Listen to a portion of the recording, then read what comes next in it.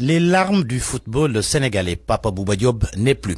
Le premier buteur sénégalais à une Coupe du Monde est décédé hier en France à l'âge de 42 ans des suites d'une longue maladie.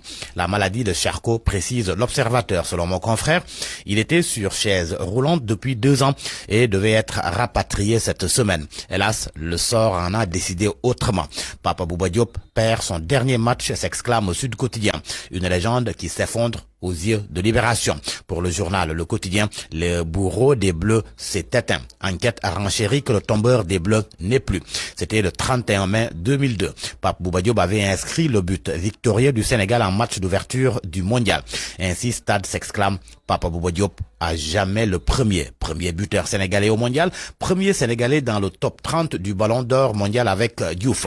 El Hadj Ousseynou Diouf, justement, qui réagit dans l'Observateur. Selon lui, ce que Maradona a eu en Argentine, Pape Bouba Diop mérite de l'avoir au Sénégal. D'autres réactions dans le journal, celle du président Macky Sall du Racing Club de Lens, où il a évolué, de la FIFA qui dit qu'on se souviendra toujours de lui. Et Record qui porte le deuil ce matin s'exclame, adieu Pape Bouba.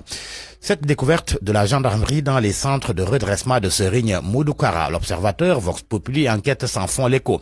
Enquête parle d'ailleurs de graves scandales. L'Observateur, d'horribles découvertes. Vox Populi, d'horreur. De quoi s'agit-il vraiment? Les journaux informent que la gendarmerie a libéré 353 personnes victimes de séquestration, maltraitance, torture et de maladies. 43 pro-Kara arrêtés et un réseau de traite d'humains démantelé. L'Observateur souligne qu'une enquête est ouverte sur des cas de décès. Vox Populi de relever que le dernier remonte à il y a 3 jours. Seulement, le journal ajoute que le staff de Kara dément la gendarmerie et déclare que les victimes de drogue ou jeunes repris de justice arrivent dans les centres dans un piteux état. Et dans l'enquête, il affirme que la gendarmerie n'a trouvé de la drogue dans aucun des centres. En politique, le limogeage du vice-président de Réumi défraie la chronique Sud Quotidien, met d'ailleurs en évidence cette fissure entre Déthié Fall et Idrissa Seck. Déthié Fall sanctionné 48 heures après sa sortie très critique à l'encontre de la politique agricole du président Macky Sall. Ce qu'il ne devait pas dire lors du passage du ministre de l'Agriculture à l'Assemblée nationale, il faudrait que la vision de Macky Sall quitte Diamniadio, critique que Idrissa Seck n'a pas apprécié.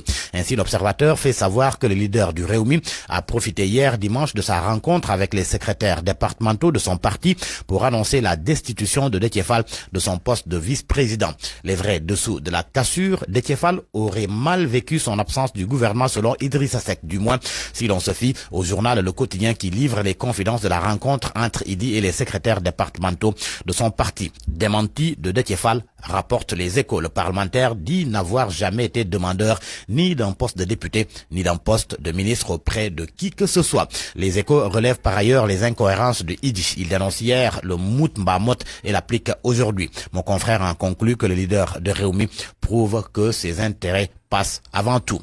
En tous les cas, l'Observateur souligne que depuis qu'il est nommé président du Conseil économique, social et environnemental, Idrissa Seck apparaît en vedette à chaque cérémonie présidée par Macky Sall. Selon le journal, les deux alliés montrent une nouvelle complicité qui semble sans limite au détriment des autres présidents d'institutions et des alliés de la première heure. Macky Sall n'est pas en contact qu'avec Idrissa Seck, il l'est aussi en permanence avec Abdoulaye Wade. Les propos sont de Mahmoud Saleh et sont à la une de Tribune. Le directeur de cabinet du chef de l'État l'a dit dans le JDD d'I-Radio et dans le grand jury de RFM.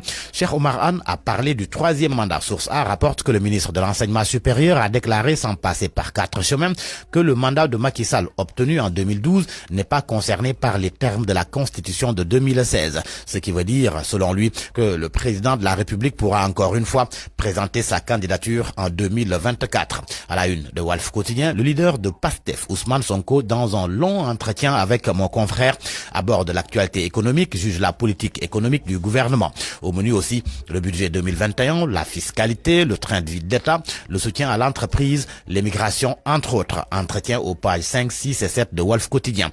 Et pour terminer, ces chiffres sur l'impact du Covid-19 à la une du quotidien national Le Soleil qui cite une enquête de l'ANSD, l'Agence nationale de la statistique et de la démographie. 37 344 emplois perdus au 2e trimestre 2020. À vos kiosques et bonne lecture. Point de vue.